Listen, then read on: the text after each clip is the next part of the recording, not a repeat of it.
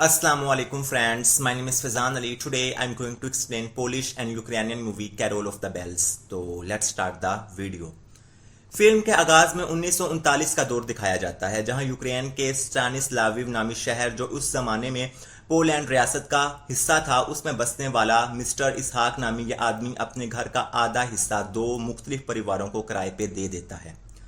यहाँ याद रहे कि दोनों किराएदारों यानी यूक्रेन से ताल्लुक रखने वाले मिखाइलियो और पोलैंड के बाशिंदे वाकला क्लानोव्स्की के घरानों समेत मिस्टर इसहाक के खानदान के अफराद मुख्तलिफ मज़ाहिब से ताल्लुक रखते हैं, जिस वजह से शुरू में इन सब को एक दूसरे के साथ मेल मिलाप बढ़ाने में दुश्वारी का सामना रहता है।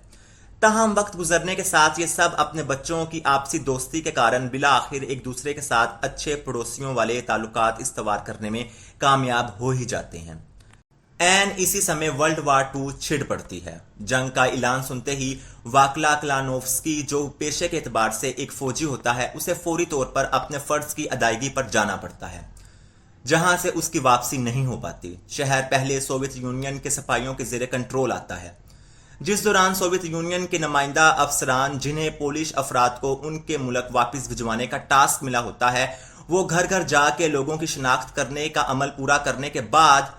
वाकला क्लानोव्स्की की बीवी वांडा क्लानोव्स्का समेत इलाके में रिहाइश इख्तियार करने वाले बाकी तमाम पोलिश लोगों को एक ट्रेन में सवार करवाकर पोलैंड भिजवा देते हैं।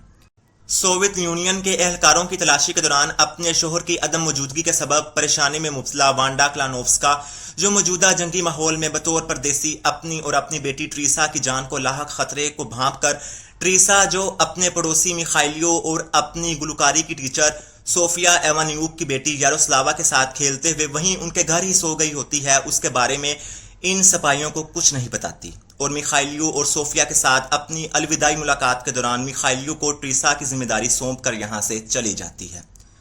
अभी मिखाइलियो और सोफिया अपने वालिदैन का दुख झेलने वाली ट्रीसा को बमुश्किल संभालने की कोशिश कर ही रहे होते हैं कि इतने में शहर का इख्तियार जर्मन सेना के हाथ में आ जाता है,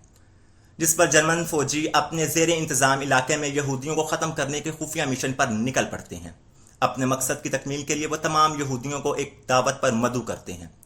यहूद मजहब पर अमल पैरा इसहाक और उसकी धर्मपत्नी बिरथा को जब जर्मन अफवाज के अजाइम की भिनक लगती है तो वो अपनी दोनों बेटियों दीना और थालिया को अपने घर में किराए पर रहने वाले मिखाइलियो और सोफिया की ईमान में छोड़ जाते हैं। बाद अज़ां जब मिखाइलियो और सोफिया को इसहाक और बिरथा की मौत की इतला मिलती है तब वो ट्रीसा के साथ साथ दीना और थालिया की भी अपनी सगी बेटी यारोस्लावा की तरह देखभाल करते हुए उन्हें वक्तन फवक्तन शहर के हर घर की तलाशी लेने वाले जर्मन एहलकारों से बचाने और छुपाने की जदोजहद करते रहते हैं। इन्हीं कोशिशों के बीच एक मौका पर दीना की छोटी बहन थालिया को घर के स्टोर रूम में खेलते हुए चूहा काट लेता है, जिस बाइस उसे तेज बुखार हो जाता है, जिस पर मेहरबान दिल का मालिक मिखाइलियो मौसम की शिद्दत की परवाह किए बगैर रात के वक्त थालिया का इलाज करवाने की गर्ज से फौरन डॉक्टर को ढूंढने निकल पड़ता है। हालात की सितमगरीफी ये कि कर्फ्यू की वजह से कोई मुआलिज भी थालिया का मुआयना करने पर हामी नहीं भरता, यहां तक कि थालिया बर वक्त दवा ना मिलने के सबब मर जाती है। कुछ अरसे बाद घर के ऊपर वाले पोर्शन में एक जर्मन फौजी और उसका कुंबा आके आबाद हो जाता है। दीना की लुका छुपी का अमल उस समय और भी बढ़ जाता है जब एक मौका पर यारोस्लावा जज्बा खैर सगाली के तहत अपने घर की ऊपर वाली मंजिल पे शिफ्ट होने वाली जर्मन फैमिली को यूक्रेन का इत्तेहाद और भाईचारे का दर्स देने वाला लोकगीत सुना आती है और जर्मन फौजी की बीवी जिसे यारोस्लावा के सुनाए गए यूक्रेनियन लोकगीत की समझ नहीं आई होती वो यारोस्लावा की गुलकारी से मुतासिर होकर अपने शोहर की रजामंदी से अपने बेटे हेनरिक को गुलकारी सिखाने की खातिर सोफिया की शागिर्दी में डाल देती है। मिखाइलो और सोफिया इन नासाजगार हालात में भी सब्र और शुक्र के साथ आला ज़र्फी का मुजाहिरा करते हुए दीना और ट्रेसा को अपनी सगी बेटी यारोस्लावा की तरह ट्रीट करते हुए उनकी परवरिश करना जारी रखते हैं। मगर शायद किस्मत को कुछ और ही मंजूर होता है। जर्मन सेना के एहलकार एक दिन अचानक तफरी का झांसा देकर मिखाइलो और सोफिया समेत इलाके के तमाम मर्द औरतों को एक मखसूस थिएटर में बुलवाते हैं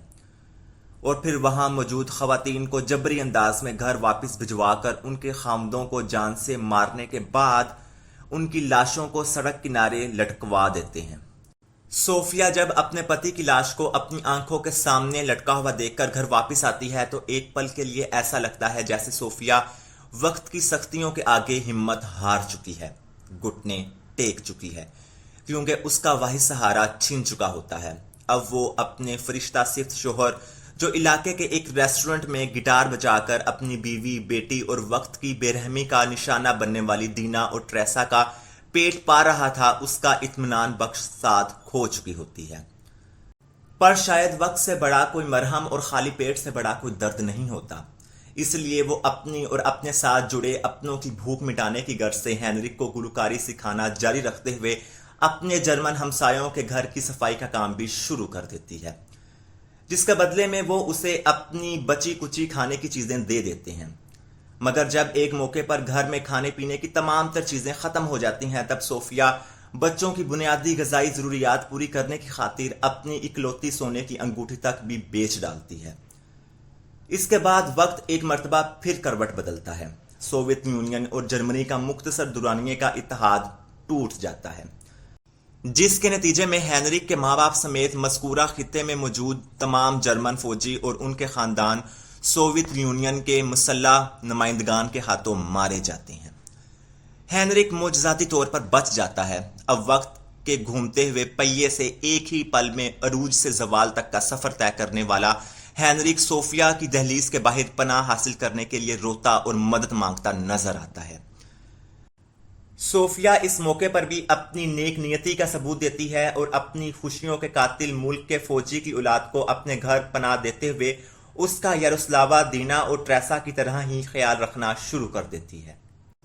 لیکن صوفیہ کی یہ نیکی اس لمحے صوفیہ کے گلے پڑ جاتی ہے جب ایک موقع پر سوویت یونین کے سپاہی ہینرک کی صورت میں ایک جرمن لڑکے کو پناہ دینے کی پاداش میں اپنا حکم بجا لانے سے انکاری ہینرک کو گولی مارنے کے بعد یاروسلاوا، دینا اور ٹریسا کو صوفیہ سے چھین کر صوفیہ کو پوچھ تاچھ کے لیے اپنے ساتھ لے جاتے ہیں، جہاں اس فوجی اہلکار کی صوفیہ سے پوچھ گچھ کے دوران صوفیہ سے بدفعلی کرنے کی کوشش میں جب اسے آگے سے صوفیہ کی مزاحمت کا سامنا کرنا پڑتا ہے،